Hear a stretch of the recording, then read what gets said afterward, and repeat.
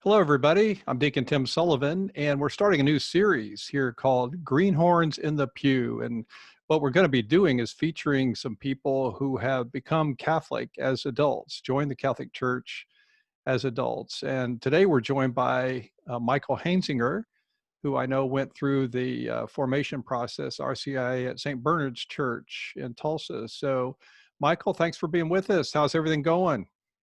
Hey, thanks for having me on here. And yeah, things are going great. We're, all taking this journey through the COVID and through this piece of life, with hopefully a lot of faith and just, hoping for a better tomorrow. But overall, I'm healthy, feeling good, and family's good. So I appreciate it.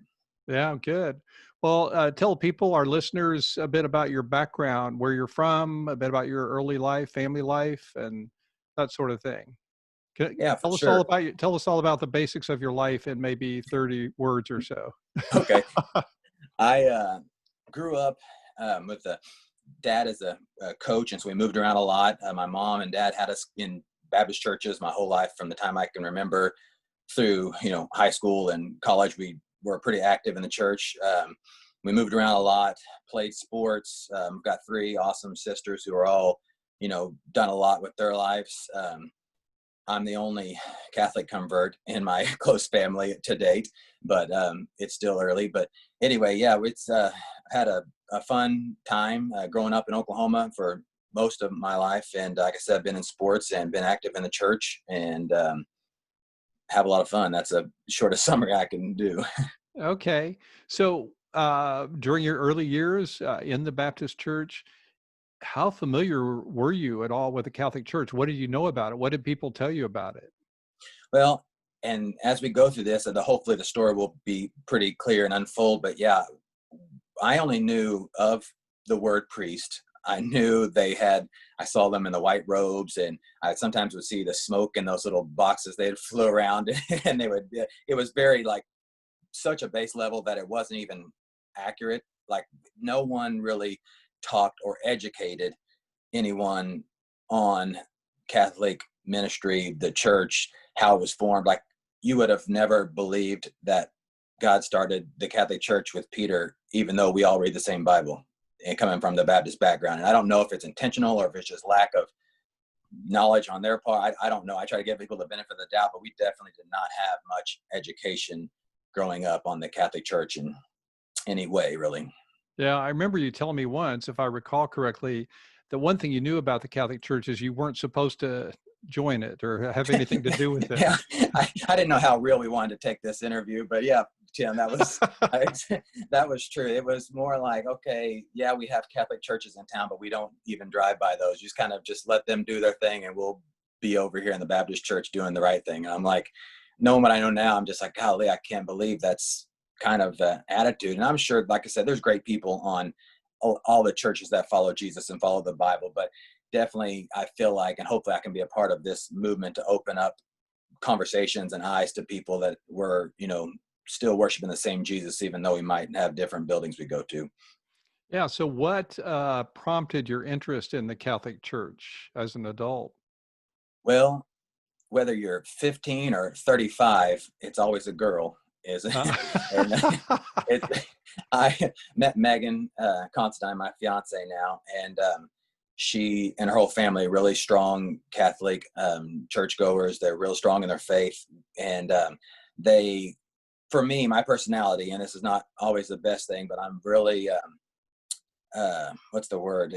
I really am on guard for people trying to tell me what to do. I don't really like that. And so God knew that ahead of time, I guess. And he made them almost the perfect group, the perfect family to help usher me in and bring me in, because not once did they ever discount my background at the Baptist churches or my relationship with Jesus or anything. They just encouraged and educated. Her mom, Leslie Considine, who is a saint, I think, maybe off the record, but she has given me so many CDs and so many passages and so many things, and has helped me in so many ways, and done it in a way that it didn't feel um, hard, like pushing me or anything. So I felt like God laid out this game plan for me perfectly. And so meeting Megan, I knew that once we got serious and started talking about marriage, I didn't want to have our kids growing up in a family where we either went to two different churches or dad doesn't like mom's church, or I just didn't want anything. Like, I want to be united under Jesus, because I knew from what she was telling me that they worship Jesus, we worship Jesus. So I knew it couldn't be like night and day, but I wanted to know more so that our family could be stronger under one church, the church. And so that's kind of what brought me in initially. Okay. So, how did you actually make or reach your decision to become Catholic? And were there any particular issues you had to resolve?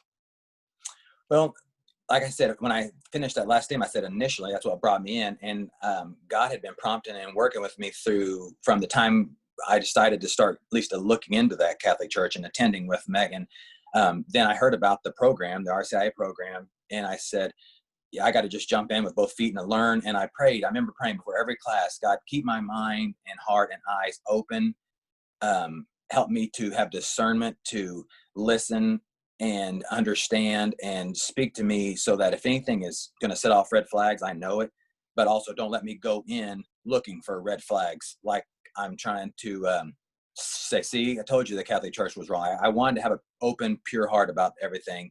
And so I prayed that before every week, and every week, Christine Myers does such a great job. Like, there's so many great people that God's put on this path for me through this journey, that, again, kind of like I said with Leslie and Megan, she was so inviting and so non-judgmental about me coming up. Like, I didn't want to come in a situation and feel like they were going to say I was wrong or I didn't do it right, because I was an active, strong participant in my faith before I joined the Catholic Church.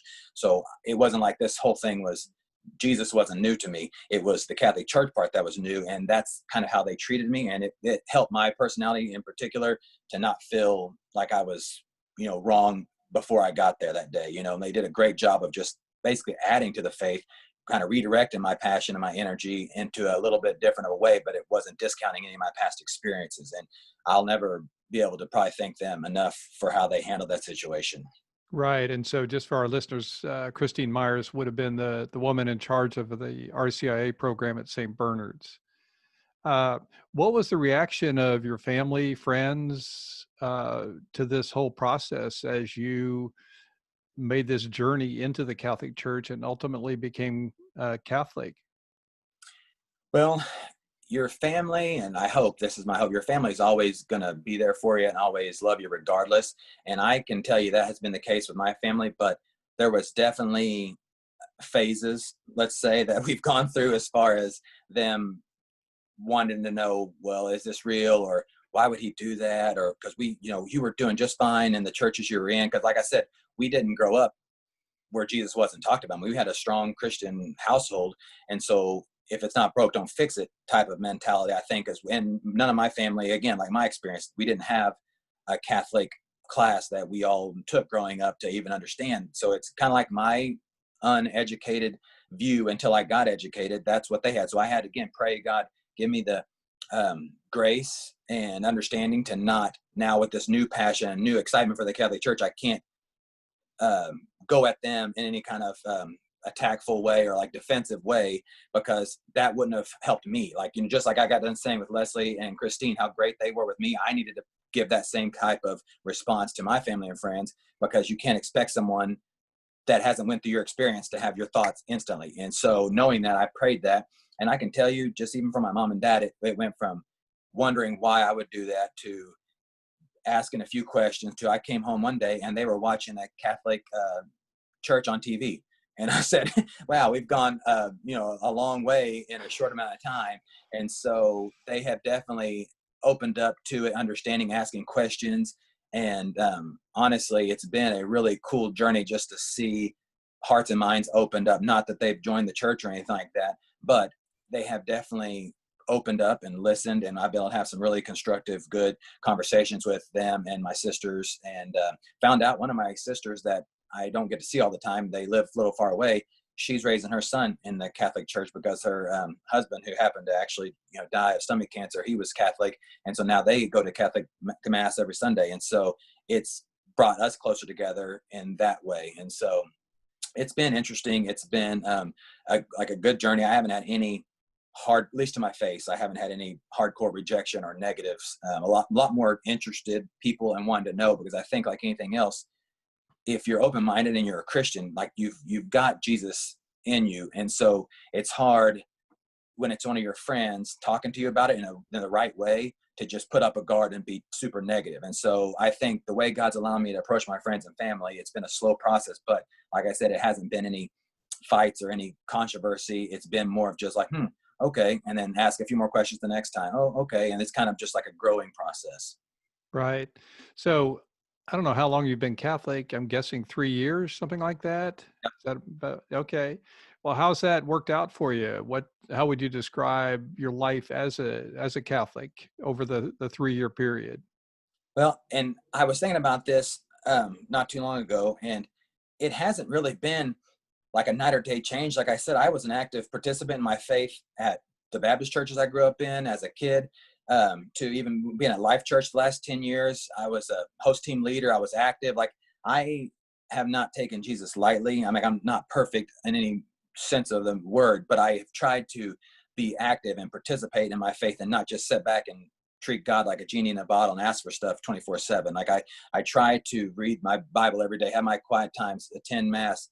And so the differences have been more going to a different church, meeting some new people, growing in my faith maybe would be the bigger thing is just taking a deeper dive, because I'm kind of not forced to, but like for me at least, it's newer. And so it gave me a renewed spirit of wanting to learn and reading the Bible maybe in a different light. Because like I said, I read that Bible plan every year. I have done several times through the Bible, but it's like it's a living word and it can change too. You see it maybe in a different light. And now having a more of a Catholic lens, if you say, I maybe am seeing things a little differently this go around, and just trying to keep that in the back of my mind as I approach others and talk to others. And so it's changed on some peripheral things, but in my relationship with God is obviously still growing, but it hasn't been like, oh, now I'm a Catholic, my whole life is totally different, because like I said, I came from a good place. Now I just feel like I'm in a better place.